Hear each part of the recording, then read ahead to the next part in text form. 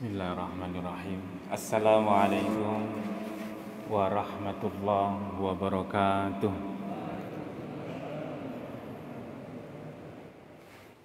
Alhamdulillahirabbil alamin.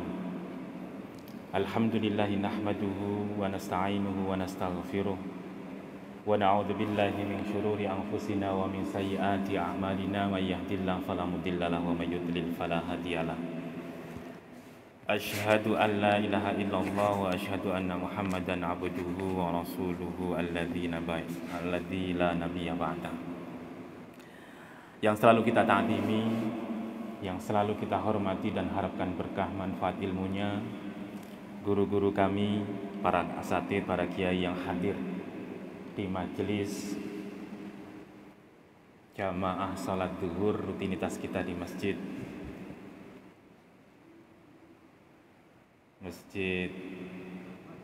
Madinatul Iman. Sampai lupa. Bapak Ketua Takmir Jamaah Salat Zuhur rahimakumullah. Puji syukur kita haturkan hari ini atau siang hari ini kita diberi kesempatan oleh Allah Subhanahu wa taala kembali saya datang ke sini dalam rangka bersilaturahmi kepada guru-guru sekalian. Karena keyakinan kami, beruntunglah orang-orang yang selama di dunia ini diperkenalkan, didekatkan, atau bahkan di dalam hadis lain, orang yang pernah bersalaman dengan orang yang bersalaman dengan orang lain bersalaman yang ujung-ujungnya pernah salaman dengan Rasul, mendapatkan berkah dari salaman tadi. Atau kalau dalam bahasa kita hari ini, orang kalau Allah inginkan baik kelak di surga, maka Allah akan pertemukan orang-orang baik di dunia.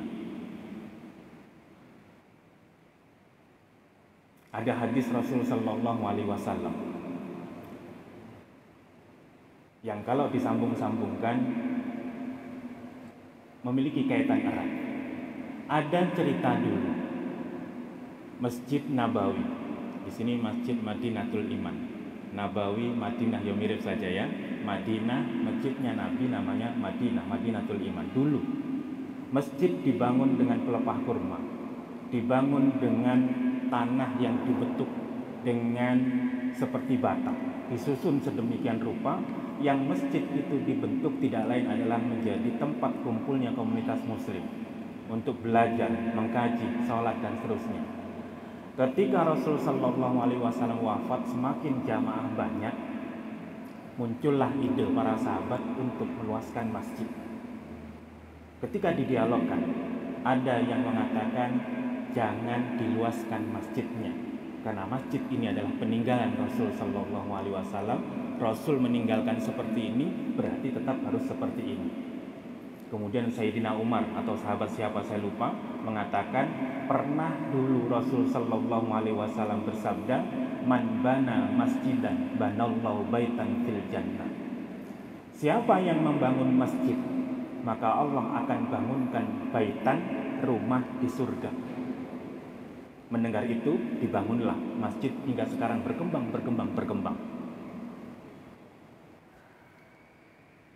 Siapa yang bangun masjid, Allah bangunkan rumah di sana.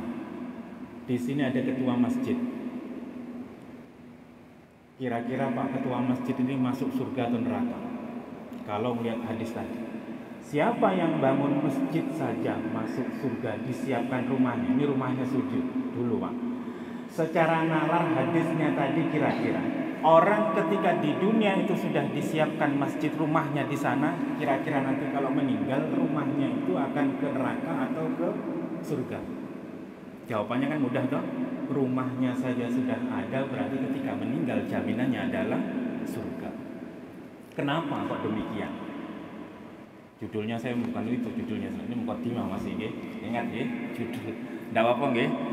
Judulnya adalah kenapa orang kok sampai sedemikian rupa Allah muliakan dengan surga di sana. Wong cuman bangun masjid. Sehingga dengan landasan ini tradisi-tradisi wakaf ada. 3 amal yang tidak akan terputus ketika anak Adam meninggal. Di antaranya adalah sedekahun jariyah, sedekah jariyah. Tanah yang didirikan rumah ibadah atau kemanfaatan Islam di atasnya, maka tanah itu menjadi wakaf. Wakaf itu la yuhabu, tidak bisa dihibahkan, la yurasu, tidak bisa diwariskan, la yuba'u, dan tidak bisa diperjualbelikan.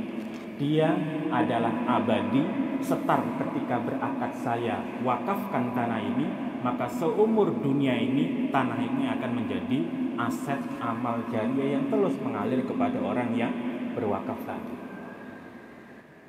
Itu tanahnya. Ketika dibangun di atasnya untuk tegaknya syariat Islam, untuk maslahatnya ajaran-ajaran Islam, di antaranya hari ini saya kembalikan ke Pak Ketua. Adanya masjid ini, ramainya masjid ini, adanya taklim masjid ini, semuanya tidak lepas dari program-program para pengurus di dalam berpikir untuk memajukan masjid hari ini. Sehingga kaitannya tadi saya datang ke sini di antaranya adalah bersilaturahmi dengan ahli surga. Nggih Pak Ketua. Nggih Pak Ketua nggih. Iya, nanti bawa kita semua ke dalam surga. Pak imamnya, Pak Ketua masuk surga, Pak imamnya apalagi masuk surga. Kalau nggak ada Pak imam, nggak ada jamaahnya semua. Jamaahnya pun masuk surga. Pak imam tuh nggak akan dapat pahala 27 derajat kalau tidak ada makmumnya. Tuh kaitan-kaitannya, berarti kita nanti reuni masuk surga. Kita obral Ramadan hari ini, Ramadan surga itu murah, okay? Surga itu murah. Niatannya tadi. Ketika niatannya adalah Allah Subhanahu wa taala, Allah bukakan semua, surga itu mudah. Bahkan ketika di dalam Ramadan ini, man qoma ramadhana imanan wa ihtisaban ghufira lahu min taqaddama min dambi. Yang sering disampaikan, yang kemarin juga saya sampaikan. Kok mau menghidupkan Ramadan yang sebelumnya tidak pernah dihidupkan? Gara-gara Ramadan ada, saya beraktivitas yang berbeda. Ngaji, tidak pernah hatam 30 juz. Nggih, 30 juz nggih. Tidak, masa 30 juz sih? Oh alah, error berarti ya. Khatam 30 juz di bulan Ramadan, padahal di tahun-tahun bulan-bulan lain jarang. Saya percaya husnudon atau suudon, secara kalau dilihat secara besar, aksar sukanul muslimina fil alam, penduduk mayoritas terbesar di dunia, satu, Indonesia. Yang paling banyak mengaji ya pasti Indonesia. Yang paling jarang mengaji ya pasti Indonesia.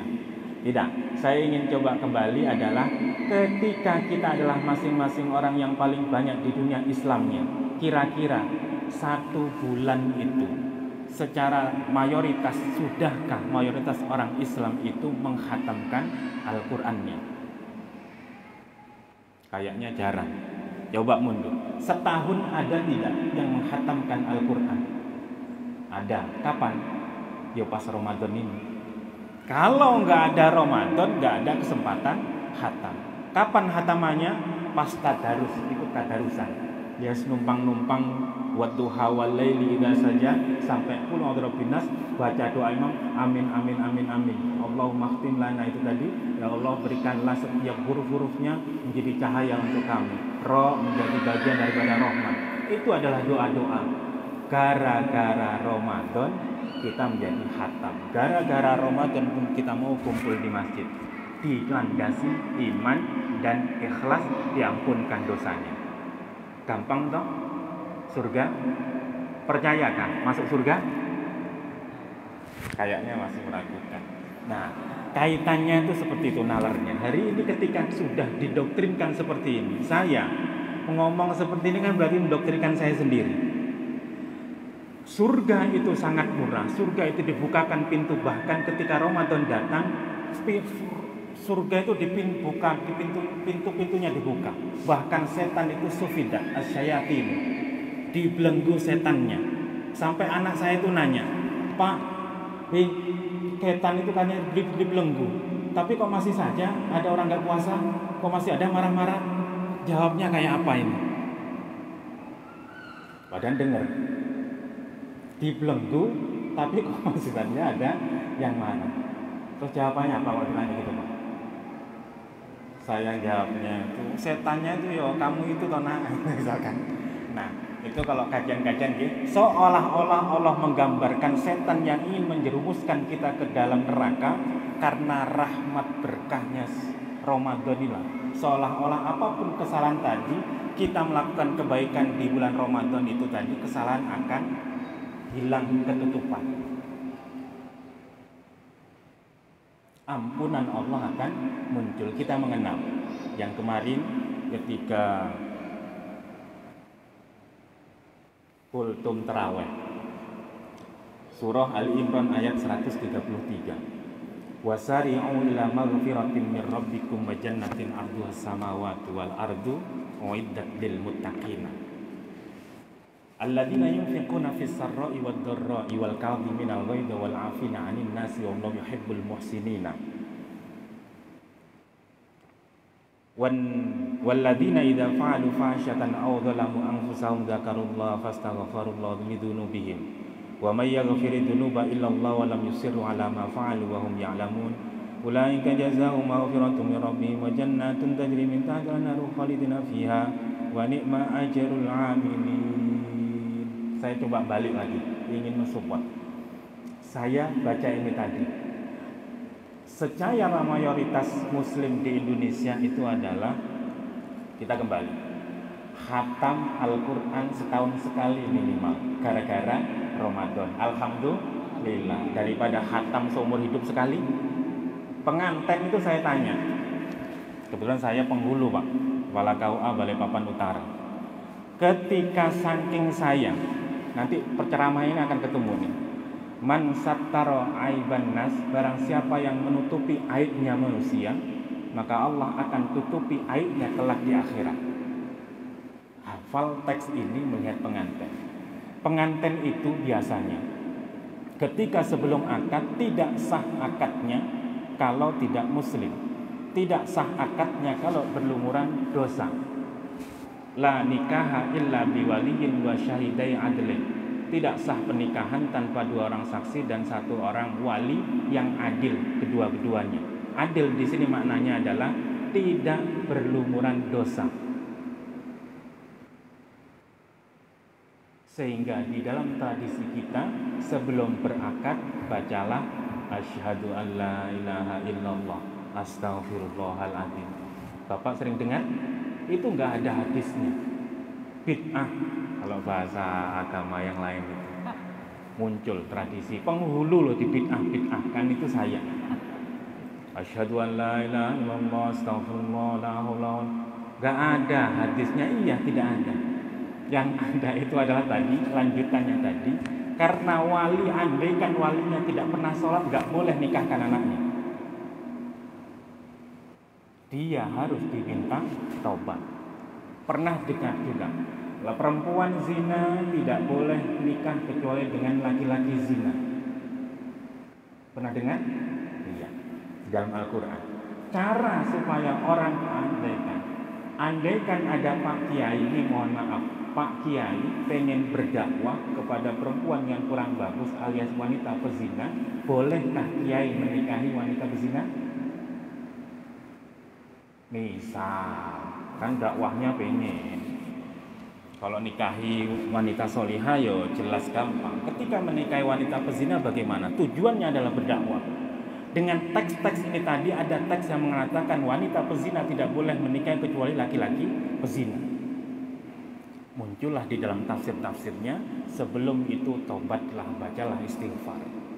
Sehingga pada saat itu kiai menikahi bukan lagi wanita pezina, tapi orang yang bertobat dari zina sebelumnya. Nah, wali ini tadi pun, saya tadi mau cerita apa tuh? Oh iya, wali ini tadi diajaklah bicara. Nah, ketika pengantin tadi pun sama diajak beristighfar, ditanyalah Al-Quran, hatam sudah hatamkah? Baca Al-Qurannya sudah kapan? Dulu ketika TKTPA. Namanya sudah hatam itu selesai, ditutup, beleh ayam, jago, selamatan, selesai. Kapan-kapan kalau pas perlu dibuka lagi. Itulah kebanyakan Indonesia. Setelah TKTPA selesai hatam, itu selesai, namanya hataman. Hatam itu selesai. Sudah khatam? Ya. gitu. Setelah khatam, Ramadan datang, tadarusan muter, khatam setahun sekali. Pas dibacakan imam ngaji panjang-panjang, hadirkan imam hafid, suaranya enak, ngapalnya sudah bertahun-tahun, jaganya susah, protes saja jamaahnya, lamanya, gitu kan, misalkan lama. Kenapa kok tidak senikmat sedemikian tadi? Padahal imam tadi, andaikan kita mengerti apa yang dibaca, apa yang kita pelajari, seharusnya kita itu sedang didongengi sebuah cerita-cerita, didongengi mauidhah. Nah, ketika makmum tidak paham, jangan salahkan Pak Imam, salahkanlah TKTPA itu kok selesai. Setelah TKTPA harusnya lanjut, pahamilah Al-Quran. Yang hari ini bagiannya tadi, saya bacakan tadi harusnya sudah selesai. Ketika sudah dibaca, paling tidak maknanya adalah selesai. Maksudnya sudah saya bacakan, cuma ditranslate dengan bahasa Indonesia saja. Mohon izin, saya translate ini sebagai koreksi saja. Ketika masing-masing kita ini adalah orang-orang yang pencinta Al-Quran, paling tidak mala yudrok kulluh la yudrok jallu, sesuatu yang tidak bisa dihimpun semuanya, maka ambillah sedikit-sedikit saja. Misal, kewajiban kita itu adalah mempelajari, memahami, dan mengamalkan Al-Quran, membaca paling tidak. Kalau tidak, belum sampai ke poin-poin tertinggi, yaitu mengamalkan apa yang diajarkan Al-Quran, paling tidak bacalah. Ketika sudah baca, cobalah baca artinya. Kalaupun toh sudah mulai tanya baca artinya, tanyalah, obrolkan. Proses selanjutnya adalah mengamalkan. Sehingga ada di dalam hadis-hadis, siapa yang membaca Al-Quran wa yata' bihi, kemudian di dalam membacanya itu terbata-bata karena ingin membaca, karena ingin memahami, karena niatan kembali, ingin membaca, terbata-bata, ingin memahami, ingin mengamalkan, belum dilaksanakan semua, masih mau baca. Kenapa kau ingin baca? Saya ingin mengamalkan apa yang ada di dalam Al-Quran, belum proses. Terasa berat sedemikian, maka falahu ajroni, maka dia mendapatkan 2 pahala. Kok enak? Makanya orang itu enak semuanya, nggak bisa pahalanya 2. Yang sudah bisa pahalanya seolah-olah. Yang sudah bisa berarti nggak pahalanya 2. Yang sudah bisa sudah mendapatkan pahala dulu 2. Ketika sudah bisa berarti proses-proses ke atasnya lagi. Nah, saya lanjut. Saya ingin masuk ke judul. Saya tadi nanya berapa menit Pak Damuri, boleh setengah jam, boleh 1 jam katanya. Saya tuh bayangkan 1 jam tuh berarti geletak semuanya, tidur. Silahkan Bapak, Ibu, saya dongeng, jenengan tidur santai-santai. Karena ketika saya ngomong mendolimi sampean itu tidur. Sampean itu tidur karena tujuannya nanti adalah pengen sholat taraweh, plus sholat taraweh pengen nyenangkan istri. Apakah terserah? Mana lebih bagus dengarkan saya ceramah ketimbang kesana tadi. Ketika di sana lebih bagus, maka tidurlah Bapak. Ketika ceramah saya yang ganggu, maka sayalah berdosa. Itu nalar fikih. Ganggu jenengan melakukan lebih baik daripada hari ini. Monggo sambil tidur, sambil santai, saya ngomong izinkan, berarti pahalanya saya memperdengarkan kebaikan, jenengan sampai enak-enak ketiduran, sehingga nanti malam semangat raweh, wah pahalanya mengalir semuanya. Gara-gara saya ngomong, jenengan malah ketiduran. Saya nggak akan tersinggung. Misalkan, kalau tersinggung berarti jenengan yang berdosa, kan nggak enak. Sudah capek-capek jauh-jauh, jenengan tidur. Tidak, saya enggak. Nah, ketika pengantin tadi tradisinya adalah gara-gara khatam saja, sehingga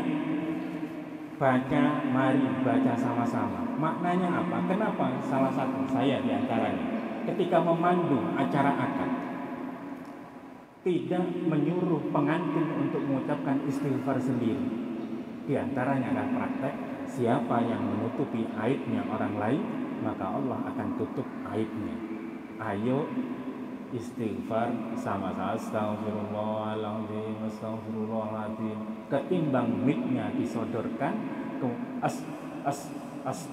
Semua hadirin tahu makhorijul hurufnya salah.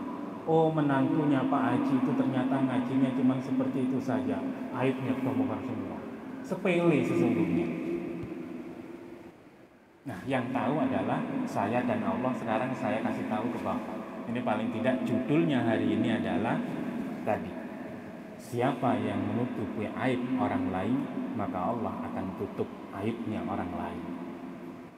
Yang diantaranya di dalam surah Ali Imran tadi, wasari'u ila maghfiratin mir rabbikum, bersegeralah kalian kepada maghfirah, ampunan dari Tuhan kalian, yang surganya itu seluas langit dan bumi, dipersiapkan bagi orang yang bertakwa, berpuasa, menjadi orang yang bertakwa.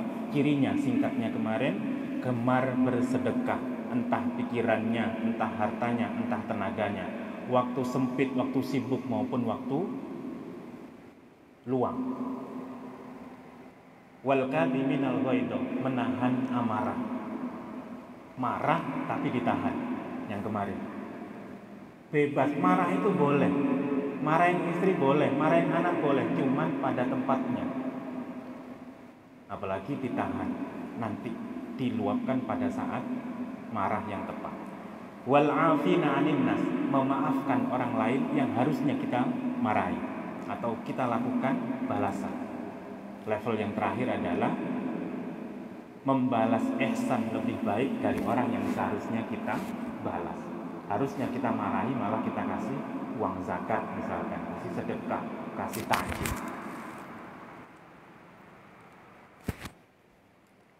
Walladzina idza fa'alu fasyatan, singkatnya, orang bertakwa itu adalah ketika berbuat buruk, berbuat zalim, zakarullaha, mereka ingat kepada Allah.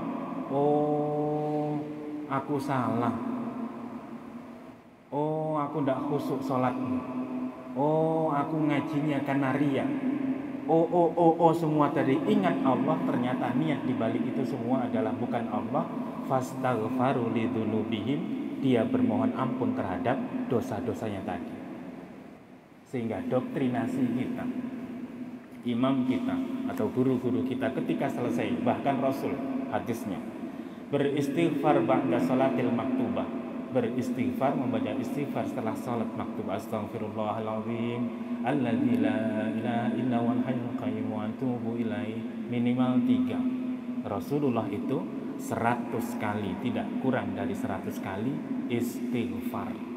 Nah, kita istighfar 3 kali paling tidak setelah sholat, berarti 3 dikali 5, 15. Plus tahlilan malam Jumatan ya lumayan lah. Itu kalau tidak ada tahlilan paling belas gitu saja. Bayangkan kesalahan-kesalahan kita apa. Bahkan guru kiai. Sudah setengah jam kamu? Oh belum. Pak Kiai Lirboyo, kakak saya mondok di Lirboyo. Saya mondok tahun 99, 98, 99. Diceritakan kakak saya, ingat, kebetulan pasti ingatnya. Mas saya cerita kakak saya, kalau pengen jadi wali, kata Kiai, wali itu kekasihnya Allah. Kalau mau tidur, istighfar. Astagfirullahaladzim, tadi telah melakukan apa? Apa yang buruk, apa yang kurang pantas, astagfirullahaladzim, astagfirullahaladzim, astagfirullahaladzim. Apa yang salah tadi, istighfar. Lakukan itu setiap mau tidur. Kira-kira kalau dosanya banyak itu berani mati nggak? Nggak berani ya, makanya istighfar tadi. Padahal doa kita sebelum tidur itu apa? Hafal semua nggih? Jangan sampai dah hafal. Doa mau tidur. Bismikallahumma ahya wa bismika amut. Ya Allah, dengan menyebut namamu ya Allah, aku siap mati, aku setiap hidup. Kalau engkau takdirkan besok saya hidup, saya siap. Kalau engkau takdirkan besok saya mati, saya siap. Semua itu saya lakukan dengan menyebut namamu ya Allah. Makanya jangan bahasa Arab, ganti bahasa Indonesia. Ya Allah, besok mati siap. Besok hidup, siap. Allahu Akbar. Misalkan mau tidur semangat seperti itu. Bismikallahumma ahya wa bismika amut. Anak saya tuh doanya itu lagi sama yang kecil. Dengan menyebut namamu ya Allah, fitran hidup helwa abi umi, besok mati, amin, amin. Diartikan. Saya tuh merinding lihat anak-anak membaca itu. Dia tidak ngerti apa yang dibaca. Saya tahu maknanya. Oh berarti kalau saya tidur kebablasan, selesai. Kalaupun toh dihidupkan, saya akan perbaiki kesalahan-kesalahan saya. Itulah tadi, niatan-niatan itulah tadi yang menjadi pembeda. Sehingga sungguh benarlah Rasul Sallallahu Alaihi Wasallam kalau mengatakan siapa yang mengucapkan la ilaha illallah masuk surga sekali seumur hidup. Niatannya adalah hari ini, andaikan diberi umur panjang, saya akan mempraktekkan la ilaha illallah. Pun pernah sering dengar, jangan pernah menyesal. Orang yang sering tahajud setiap malamnya, istiqomah tahajud setiap malamnya, tiba-tiba entah kecapean, tiba-tiba tidak bangun malam, bablas sampai sholat subuh, baru bangun. Saking rajin ibadahnya, nyesel. Kenapa tadi kok tidak sholat tahajud? Nyesel enggak? Itu ada orang yang begitu. Kalau saya enggak nyesel, biasa aja. Karena jarang sholat tahajud. Nah, orang yang sangat cinta kepada Allah tadi sampai pengen sholat tahajud kebablasan, nyesal. Kalau paham fikih, beruntunglah orang-orang yang punya tradisi baik. Karena tradisi baiknya tadi tiba-tiba tidak dimampukan untuk melakukan, maka tidak melakukan tadi. Andaikan dia bangun, maka pasti melakukan. Maka tidurnya itu sama seperti halnya tahajud. Puasa hari ini, tidurnya orang puasa ibadah. Pernah dengar? Hafal kalau orang puasa itu tidur loh, orang puasa itu ibadah. Kok enak ya kan? Makanya daripada dengerin hari ini mending tidur, karena tidur itu ibadah. Dengarkan pengajian doa ibadah, tidur ibadah. Enak mana ibadahnya? Ya enak tidur. Tapi tanyain tubuh, untuk apa tidur? Saya mau maling nanti malam. Tidur pengen maling, tidur pengen terawih, beda sudah. Tapi paling tidak tidur pengen maling itu dapat pahala juga lah paling tidak. Karena selama tidur tidak maling, begitu bangun baru maling. Paling tidak pahalanya ya pas tidur itu tadi karena tidak maling. Setelah bangun baru maling. Itu kalau bicara fikih. Oke, amalan-amalan itu menjadi sempurna karena Allah ada di balik itu semua. Nah, ketika bicara Ghafurur Rahim, bicara tadi bersegeralah kalian kepada ampunan Allah. Singkatnya ini hadirin sekalian, Allah itu adalah Al-Ghaffar, Al-Ghafur, Maha Pengampun. Sebanyak apapun dosa kita yakini Allah berhak untuk mengampuni kesalahan. Bagaimanakah kita berakhlak dengan Asmaul Husna tadi? Di antaranya adalah ketika kita kenal Allah itu Al-Ghaffar, jadilah kita memiliki sifat pengampun. Kalau ada orang yang salah, ampunkan. Kalau ada makna pengampun itu apa? Ghaffar itu secara bahasa maknanya adalah Allah itu tahu kesalahan-kesalahan kita dan banyak dosa-dosa kita. Dosa tadi ditutupi ampunan Allah dengan rahmat Allah tadi. Seolah-olah tidak dianggap. Ya sudah, tidak apa-apa. Hamba itu pantas untuk salah, aku itu pengampun, makanya aku ampunkan. Itu adalah Ghafur. Dosa ada, diampunkan. Begitupun kita selaku manusia adalah paling tidak diajak untuk tahu kesalahan teman-teman kita, kesalahan tetangga kita. Maka ketika mereka salah, jadilah sosok Asmaul Husna tadi untuk menjadi pengampun kepada orang-orang yang seharusnya kita siksa atau kita balas hal-hal yang tidak baiknya.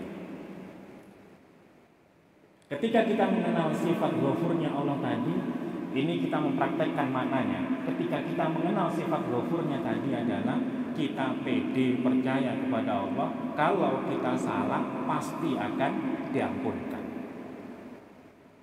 Sehingga kita melangkah itu bukan orang yang berlumuran darah, berlumuran dosa, tapi pede Allah itu akan mengampunkan kesalahan-kesalahan kita. Sehingga menghadap kepada Allah dalam keadaan benar-benar bersih, paling tidak nalarnya di sini. Ini namanya berdialog antara kita kadang-kadang berlumuran dosa, kita pun, Allah pun punya Allah, zat yang akan membersihkan dosa. Sehingga ada di dalam tradisi tasawuf itu ada namanya khauf war roja, takut dan harap. Kalau terlalu takut Allah bakal membalas, ya salah.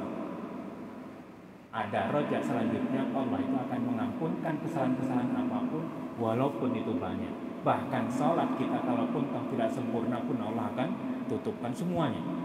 Sehingga kita mengenal tradisi syafaat, penambal amal-amal yang tidak sempurna. Sholat rawatib penambal amal-amal sholat fardu. Jangan sampai kita sibuk tambalannya, yang digunakan nambal malah tidak ditegakkan. Ini ibarat bajunya nggak ada, tambalannya banyak. Mau ditambal di mana? Sholat fardu 5 waktu jangan pernah ditinggalkan dalam keadaan apapun. Ketika ingat, laksanakan. Ketika kebablasan sampai jam 8, ya sudah sholat subuh jam 8. Ketinggalan, kebablasan, itu kewajibannya. Ketika tidak bisa berdiri, duduk. Tidak duduk, tidur. Tidak tidur dengan gerakan, isyarat. Ketika tidak bisa isyarat, udah habis kayaknya ya. Itu 5 saja. Nah, ketika sudah 5 tadi tidak sempurna, laksanakanlah sholat rawatib. Setelah rawatib, saya selama Ramadan sering lihat ketika imam setelah sholat isya, assalamualaikum, kemudian sholat rawatib, jamaah banyak yang nggak sholat rawatib. Lebih banyak kan sholat tarawih ketimbang sholat rawatib. Ya toh? Sebenarnya pahalanya banyak mana sih rawatib dengan tarawih? Nggak pernah mikir sih. Nah, kalau dilihat tangga-tangga, sholat fardu, sholat rawatib, kemudian sunnah-sunnah yang lainnya, berarti rawatibnya adalah dulu isya, rawatib, tarawih. Ada yang lebih lucu lagi, sholat isyanya ketinggalan, kemudian datang ke sini, imamnya sudah sholat tarawih. Langsung Allah sholat tarawih, Allah belum sholat isya, belum sholat rawatib. Pernah gitu Pak? Jangan, sholat isya dulu baru tarawih. Caranya bagaimana? Ikutilah gerakannya imam, kita di belakang niatnya sholat isya. Gerakannya sama. Situ terawihan kita isya. Arba rakaat, setelah salam assalamualaikum kita berdiri. Lu malu dong. Kok malu? Kita itu ibadah bukan karena dilihat orang, tapi dibaliknya tadi niat lagi. Oke? Saya kira itu saja, mengingatkan saja karena sudah 30 menit. Kalau semakin lama itu PNS itu mahal bayarannya. Oke, aslinya kehabisan sih di sini. Saya baca bahwa kitab ini Pak. Ini saya buka di Masjid Maslahul Huda di dekat rumah. Mudah-mudahan kembali Ramadan yang kita hadapi hari ini dan kita pertemukan hari ini dan menjadi sebab kita semua hari ini duduk satu majelis, satu kajian, satu waktu, satu tempat, dan semua aktivitas yang menjadi penyebab kita semua hari ini ada, menjadi bukti bahwa kita adalah orang-orang yang gemar menghidupkan ajaran Rasul Sallallahu Alaihi Wasallam, menghidupkan Islam walaupun kita tidak sempurna di dalam mengamalkan apa yang diperintahkan oleh Allah maupun Rasulnya. Semuanya dimaafkan. Kalau saya masuk surga duluan, Pak ajak masuk neraka. Kalau Pak Imam, Pak Takmir masuk surga duluan, ajak saya Pak. Saya protes sampai nggak ajak masuk surga karena jenengan pernah ngundang saya tanggal ini di masjid ini untuk hadir hari ini. Protes. Oke Pak Imam, semuanya sepakat ya? Oke, insya Allah ketemu lagi di surga. Amin. Wallahu a'lam. Wassalamualaikum warahmatullahi wabarakatuh.